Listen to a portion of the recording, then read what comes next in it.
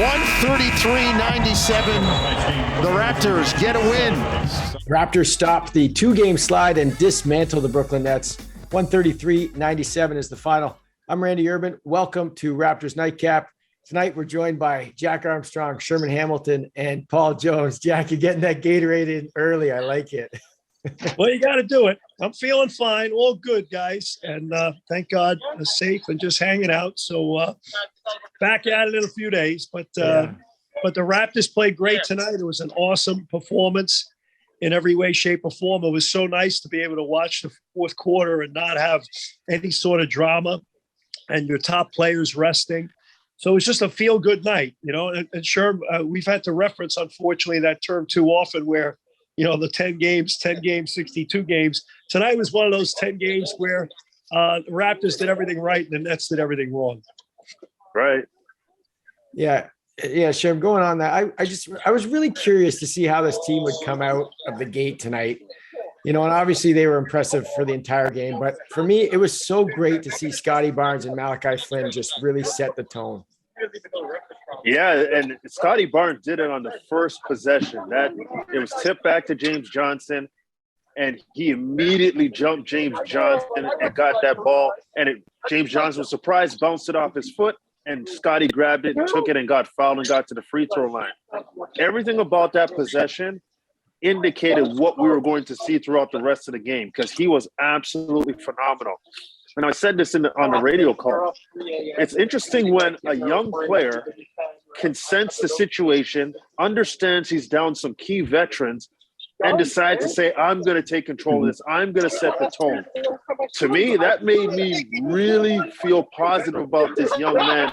And I felt very positive about him already. But the fact that he did it in a situation like this where his team needed a start like this, it was phenomenal. And I tip my hat to Malachi Flynn. He's been professional. He's been consistent. He's been tough-minded. When he was buried on the bench, he just continued to work. And when his number was called, he got out there and played. I'm really, really happy for the young man. Yeah, Jonesy, it's important for a guy like him to have a game like this. It's important for his development, right? Because, you know, mentally you can really get bogged down.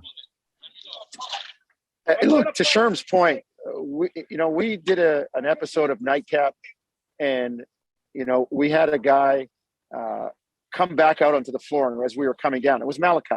And we've told this story before. And that's what being professional is about. It's staying ready for when your number is called. And when you look at it, his number was called tonight. And if he wasn't ready, it would have showed. It would have showed in the body of the game. He was good. He was in shape. His wind was fine.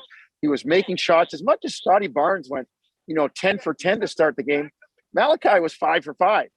And he had a couple of assists and a couple of rebounds, and he was doing a really nice job running the team. And again, that doesn't happen if you're not ready. How do you stay ready?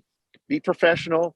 Even though you're not playing, get your work in, treat it seriously. And like, I think it seems like he's been here a lot longer. It's only his second year. Right. But he has already developed and put the basis down for being a good, solid 7, 8, 9-year pro in the league with his work ethic. And hey, remember, he had Kyle Lowry and Fred VanVleet to learn from when he first came to Toronto. You know, and Randy, it was interesting tonight to watch Fred VanVleet on the bench. You know, I think back when Fred was a young player, how encouraging Kyle Lowry was. And as Jonesy mentioned, for Malachi having Kyle and Fred last year, just to see how enthusiastic Fred VanVleet was about how Malachi Flynn was playing was really cool to watch as well. And I thought the other thing he did a really good job of was in the screener role. He read the coverages when he got switches. He attacked and went downhill and made some really good reads. So he pushed the ball up the court aggressively, ran the team nicely. And, it's interesting, as you know, with young players, they make their first shot or two. Suddenly they calm down a little and they settle down. They play better. And you can see that tonight, like the weight of the world was off him. And he said, hey, it's going to be my night tonight. He played great. Mm-hmm. Jack, just sticking with you real quick about Scotty Barnes, all those tip-ins that he had in the game, when I look at that, I think, okay, that's effort, but it's not just effort, right? What do those baskets tell you about his knowledge of the game? Well, his knowledge and his knack. Yeah. You know, like knowledge creates snack. I don't know. I just made that up now, but I think it's kind of like his instincts and his smarts get him there, and you go, wow, that guy's always got a knack for being around the ball and tipping it in, and he's just so long and big, and he's really good around the basket. You know, like not only like on those little tips and finishes, but as we've seen as a post player, you know, going to his left hand, the little jump hook, using the window, backing a guy down and knowing he has some shot clock to work with. He's a very gifted and crafty and polished for a young post player. Mm-hmm. Sure. This was Precious Achiuwa's second straight game over 20, but these points felt different to me. Did you agree with that, or do you agree with that? Well, I think when you look at Precious, you're seeing a young man who's really developing confidence in his ability to do certain things. Mm-hmm. He might have beat everybody over their head to make everybody know he's a three-point shooter or he can make a three, but it's going in now.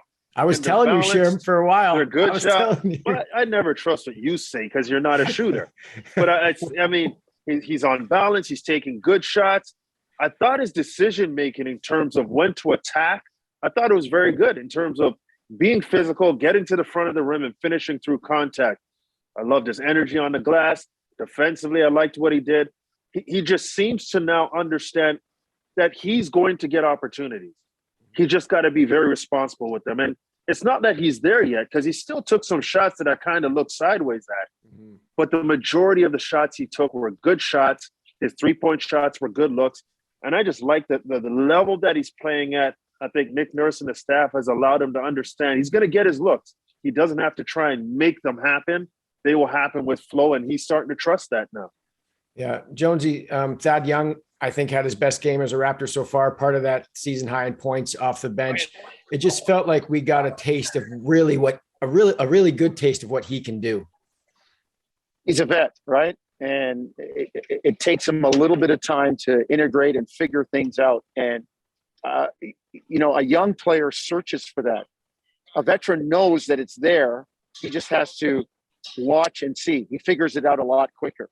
And, you know, Leo and I were talking about it on the broadcast. Everybody says, well, you know, he's not a shooter. Hey, man, these are NBA guys.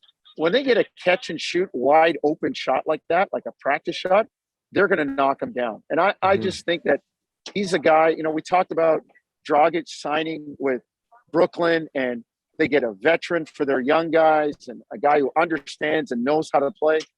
Well, that's what Toronto did with Thad Young. You get a veteran. He's going to be good with the young guys. He knows how to play. He's been in big games before.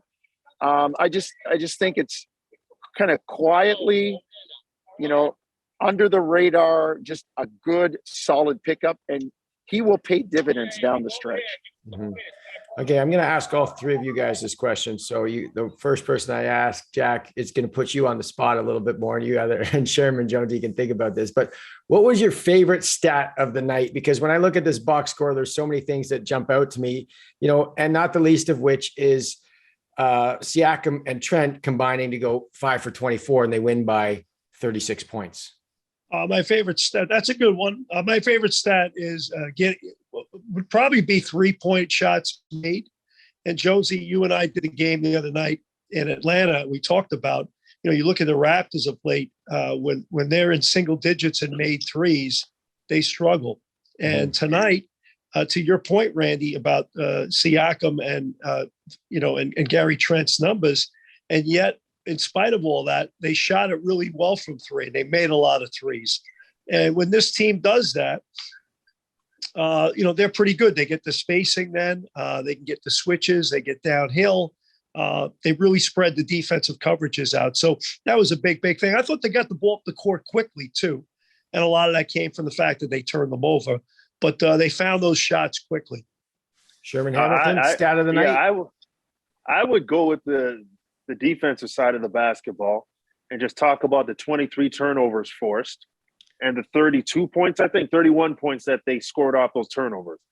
You think about the Raptors when they had winning streaks, when they were playing well, they were turning teams over. One of the best teams in the league at doing that and capitalizing off of that.